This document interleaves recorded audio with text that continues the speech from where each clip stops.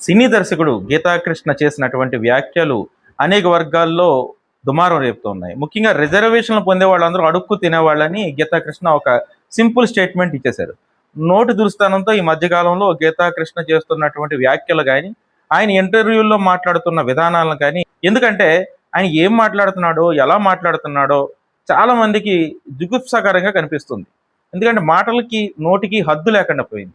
అయితే ఈ రిజర్వేషన్లు పొందే వాళ్ళందరూ కూడా అడుక్కు తినేవాళ్ళు అని చెప్పడం పట్ల గీతాకృష్ణ గారి ఉద్దేశం ఏంటో మనం తెలుసుకోవాల్సిన అవసరం ఉంది. ముఖ్యంగా రిజర్వేషన్లు ఎవరికి ఉన్నాయి? ఎస్సీలకు ఉన్నాయి, ఎస్టీలకు ఉంది, బీసీలకు ఉంది, మహిళలకు ఉంది, ఓసీలకు కూడా ఉంది.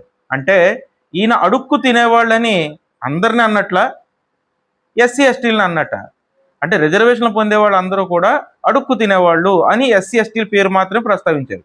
అయితే ఇందులో మనం తెలుసుకోవాల్సింది ఏంటంటే, ఆయన ఉద్దేశం రిజర్వేషన్లు పొందే వాళ్ళందరూ కూడా అడుక్కు తినేవాళ్ళు అని అంటే, ఈ దేశంలో ఉన్న ప్రజలందరినీ కూడా ఆయన విమర్శించినట్టు, ఆయన తిట్టినట్లే. లేదు, కేవలం ఎస్సీ ఎస్టీలు మాత్రమే రిజర్వేషన్ పొందుతున్నారు అనేది ఆయన ఉద్దేశం అయితే ఆయనకు అవగాహన లేదని అర్థం. మొత్తం మీద గీతాకృష్ణ చేసినటువంటి వ్యాఖ్యల మీద చాలా మంది దళిత సంఘాలు, అదేవిధంగా ప్రజా సంఘాలు తీవ్ర స్థాయిలో దుయ్యబడుతున్నాయి.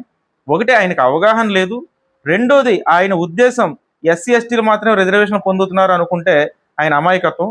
రిజర్వేషన్ అనేది ఇప్పుడు అన్ని వర్గాలకి, అందరికీ ఏదో ఒక రూపంలో ఉంది. ఈ విషయం గీతాకృష్ణ గారు తెలుసుకోవాల్సినటువంటి అవసరం ఉంది.